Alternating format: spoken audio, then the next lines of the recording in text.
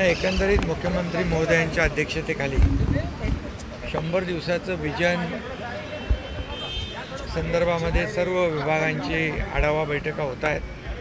100 दिवसात आपण काय काय करणार आहोत, कुठले निर्णय घेणार आहोत, आणि हे सर्वसामान्यांचं सरकार आहे, त्यामुळे लोकांच्या फायद्याचा लोकाभिमुख निर्णय अतिशय गतिमानतेने जसं 2.5 वर्षामध्ये मोठ्या प्रमाणावर सरकारने निर्णय घेतले आणि हे लोकाभिमुख सरकार ठरलं आणि त्यामुळेच मोठ्या प्रमाणावर विधानसभेमध्ये त्याचं कामाची पोचपावती देखील मिळाली आणि म्हणून लँडस्लाईड मॅन्डेट लोकांनी दिल्यानंतर जबाबदारी आमची आणखी वाढली आहे आणि म्हणूनच मुख्यमंत्री महोदयांच्या अध्यक्षतेखाली 100 दिवसाचं विजन आम्ही काय असेल ते लोकांसमोर मांडतो आहे आणि निर्णय घेतो। त्यामुळे सर्वच विभागांचा आढावा इथं होतो आहे आणि याच्यामधून एक विभागामध्ये देखील एक स्पर्धात्मक परिस्थिती निर्माण झालेली आहे। सगळ्यांना वाटतं की 100 दिवसात आम्ही काही ना काय लोकांसाठी केलं पाहिजे आणि म्हणून नगरविकास विभागाची देखील आज होती, गृहनिर्माण विभाग होता, MMRDA होती, महिला बालकल्याण होता आणि असे सर्वच विभाग होते। तर नगरविकासच्या माध्यमातून देखील जे शहरांचे DP पेंडिंग आहेत ते डेव्हलपमेंट प्लॅन ते तात्काळ निर्णय घेण्याचा त्याच्यामध्ये चर्चा झाली। MMRDAच्या माध्यमातून देखील ठाणे बोरिवली जो टनेल होतो आहे त्याला देखील लवकर मार्गी लावण्याचा निर्णय झाला।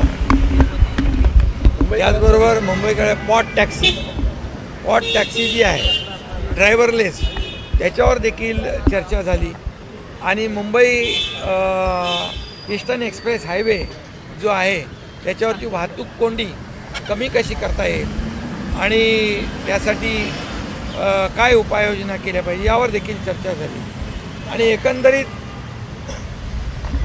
संपूर्ण विभागांच्या माध्यमातून काल आपण पाहिलं की परवडणारी घरं, परवडणाऱ्या भाड्याची घरं, सिनियर सिटीजनसाठी घरं,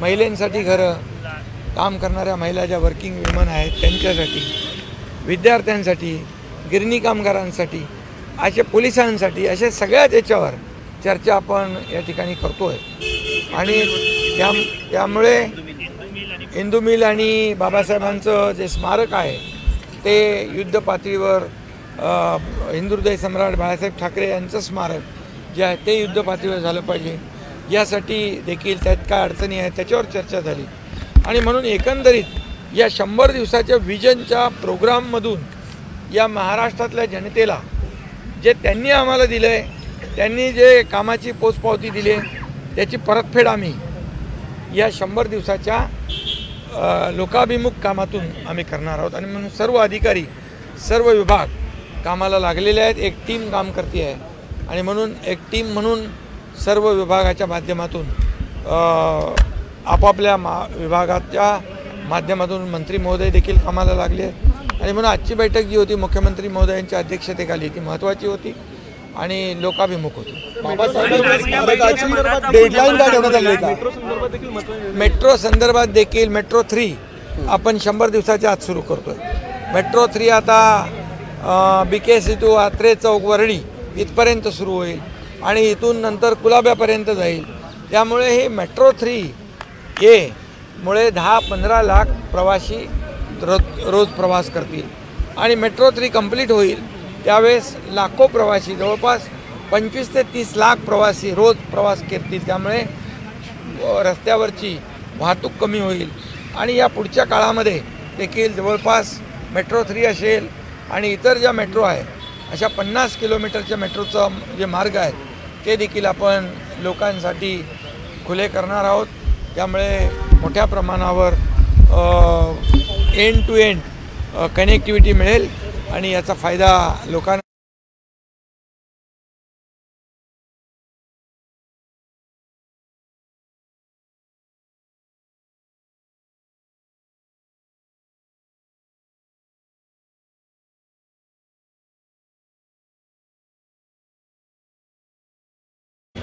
कुठल्याही परिस्थितीमध्ये आपल्याला पूर्ण करायचं आहे। हा बोगदा जो आहे ठाणे बोरिवली टनेल याचं देखील काम सुरू झालेलं आहे। 100 दिवसात आणखी ते पुढे जाईल आणि त्यामुळे जे 2-2.5 तासाचं अंतर जे आहे हे 10 मिनिटात पार करता येईल। ठाणे आणि बोरिवली, ठाण्याकडून काम सुरू झालं आहे, बोरिवलीचं जे आहे लँड ॲक्विजिशन त्याचं काम सुरू आहे आणि त्यामुळे या ठाणे आणि मुंबई अगदी जवळ येईल आणि अशा प्रकारचे जे मोठे प्रकल्प आहेत हे लोकांना दिलासा देणार आहे। जसं कोस्टलसारखे, अटल सेतूसारखे, आता ठाणे बोरिवली टनेलसारखे, इथून वसई विरार सी ब्रिज आहे, सी लिंक आहे, तो आपण करतो आहे। या सगळ्यामुळेच एकंदरीत कनेक्टिव्हिटी आणि लोकांचं जीवन सुखकर होईल आणि म्हणून वाहतूक कोंडीवर देखील मुंबईच्या चर्चा झालेली आहे। त्याच्यामध्ये देखील एक्सपर्ट लोकांचं, तज्ज्ञ लोकांचं ओपिनियन घेऊन आपल्याला कुठं कुठं काय काय करता येईल आणि त्या माध्यमातून मुंबईकरांना दिलासा कसा मिळेल। सर लाडकी बहीण बाबत काय चर्चा झाली? सर लाडकी बहीण बाबत गिरणी कामगारांसाठी देखील काल मीटिंग घेतलेली आहे। आतापर्यंत फक्त गिरणी कामगारांच्या बद्दल घोषणा होत होत्या, चर्चा होत होत्या, परंतु आमच्या महायुतीच्या सरकारमध्ये गेल्या देखील 2-2.5 वर्षामध्ये जवळपास 10-12 हजार गिरणी कामगारांना घरं दिली। आमचे आमदार सुनील राणे हे पाठपुरावा करतात, आमचे इतर आमदार देखील प्रकाश सुर्वे असतील, प्रवीण दरेकर असतील, हे सातत्याने याचा पाठपुरावा करत आहेत आणि म्हणून यामध्ये या पुढच्या काळामध्ये गिरणी कामगारांना मुंबई MMRमध्ये 1 लाख घरं कशी निर्माण करता येतील त्याच्यावर काल एक आम्ही धोरण तयार केलं आहे आणि नक्की त्याच्यामधून लोकांना लाडकी बहीण बाबत काय निर्णय घेण्यात आले? लाडकी बहीण अरे बाबा मुंबई कारण कामगारांमधून याच्यामध्ये आपल्याला रखडलेले SRAचे प्रकल्प, त्याचबरोबर रखडलेले म्हाडाचे प्रकल्प, यासाठी आपण म्हाडा आहे, SRA आहे, मुंबई महापालिका आहे, आपल्या MIDC आहे, MSRDC आहे, MMRD आहे, शिडको आहे, महाप्रीत आहे, या सगळ्या गव्हर्नमेंट एजन्सीना देखील आपण पुढे घेतोय आणि म्हणून यामधून रखडलेले प्रकल्प जे त्याला चालना मिळेल आणि मी पुन्हा एकदा सांगतो, मुंबईकर जो मुंबईच्या बाहेर फेकला गेलेला आहे या रखडलेल्या प्रकल्पांमुळे त्यांना मुंबईत आणण्यासाठी या योजना लाडक्या बहिणीने पैसे परत केलेले आहेत, जे पैसे त्या बाईच्या मुलाच्या खात्यावरती डिपॉझिट झालेले या माझ्या लाडक्या बहिणीला खूप खूप धन्यवाद देतो। मी त्या लाडक्या बहिणीचं अभिनंदन करतो की त्यांनी त्यांच्या मुलाच्या खात्यात आलेले पैसे प्रामाणिकपणे परत केले। खरं म्हणजे अशा लाडक्या बहिणींना आम्ही लाडकी बहीण योजना सुरू केल्यामुळे लाडक्या बहिणींच्या आशीर्वादाने हे सरकार आमचं आलेलं आहे, त्यामुळे त्या लाडक्या बहिणीला देखील धन्यवाद।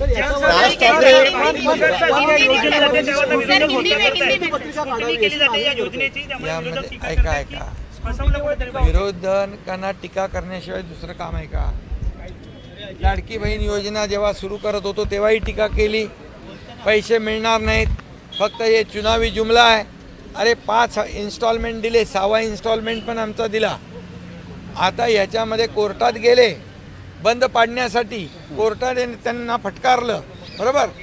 आता सुरुवातीपासून विरोध करतायत आणि म्हणून मी सांगितलं होतं माझ्या लाडक्या बहिणींना, या सावत्र आणि दुष्ट भावांना त्यांची जागा दाखवा आणि त्यांची जागा त्यांना दाखवली, ते विरोधक चारी मुंड्याचीच झाले आणि आता परत म्हणतात की याची एवढंच मी आपल्याला सांगतो, पात्र लाडकी बहीण या योजनेपासून वंचित राहणार नाही, बिलकुल राहणार नाही।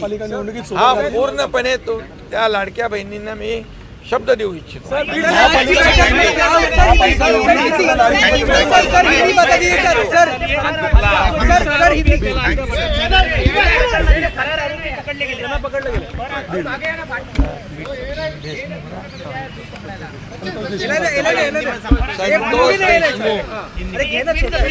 संतोष देशमुख सरपंच यांची जी निर्गुण हत्या झाली, खरं म्हणजे माणुसकीला काळीमा फासणारी घटना आहे। मी यापूर्वी देखील त्याचा निषेध केलेला आहे आणि म्हणून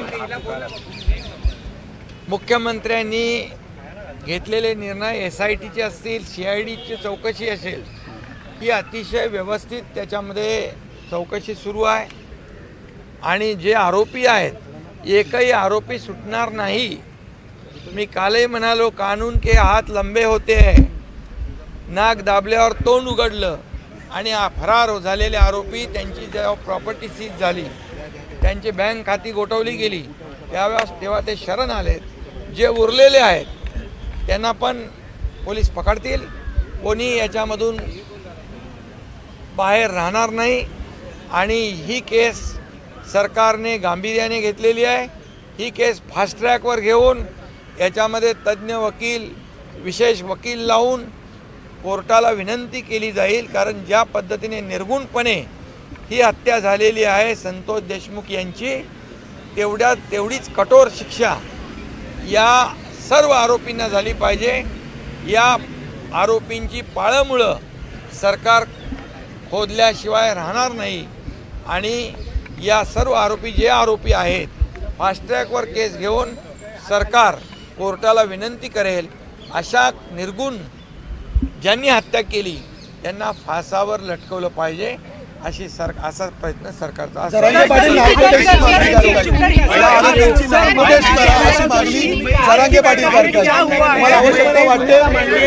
या प्रकरणात वाल्मिक कराडशी संबंधित उद्धव CID चौकशी चालू आहे। CID चौकशी चालू आहे। या चौकशीत म्हणजे निष्पन्न होईल, दूध का दूध, पानी का पानी होईल। सर, उद्धव ठाकरेंनी खासगी सुरक्षेसाठी आज की मीटिंग जो हमारे आदरणीय प्रधानमंत्री नरेंद्र मोदी जी का जो विजन है, देश को आगे बढ़ाने का, देश को विकसित करने का, विकसित भारत 2047, और इसलिए ये हमारे महाराष्ट्र की भी प्रगति होनी चाहिए। इसलिए हमारे मुख्यमंत्री महोदय जी देवेंद्र जी के अध्यक्षता में आज बैठक हुई है। 100 दिन का जो विजन है, ये 100 दिन में सरकार के हर विभाग का रिव्यू लिया जा रहा है और उसमें हर विभाग में एक स्पर्धा लगी हुई है, होड़ लगी हुई है। 100 दिन में हम क्या क्या करेंगे, लोकाभिमुख कार्यक्रम हर विभाग करेगा, ताकि ये आम लोगों का सरकार है, ये सर्वसामान्य जनता का सरकार है। इसलिए 100 दिनों में भी हमारी सरकार की ओर से हमारे लोगों को, जनता को बहुत बड़ा दिलासा, राहत मिलनी चाहिए, बड़े निर्णय लेने चाहिए। इसलिए हर विभाग की बैठक हो रही है और इसमें बहुत अच्छा आउटकम आएगा, बहुत अच्छा रिजल्ट आएगा, लोगों के फायदे का रिजल्ट आएगा। मेट्रो शुरू हो जाएगी, मेट्रो 3 BKC से अत्रे चौक वर्ली, वर्ली से कुलाबा, और इसलिए जो पानी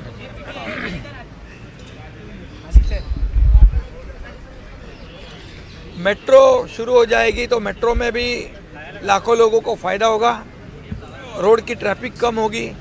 मुंबई ईस्टर्न एक्सप्रेस के ट्रैफिक के बारे में चर्चा हुई है, उस पर भी इलाज हो रहा है, और जो ठाणे बोरीवली टनल है उसको भी काम शुरू हुआ है। ये 30 दिन में, 100 दिन में और काम आगे बढ़ेगा, और इसलिए ये 100 दिन का जो विजन रखकर हमारे मुख्यमंत्री आगे बढ़ रहे हैं, एक टीम बनकर हम काम कर रहे हैं, इसका फायदा जनता को होगा।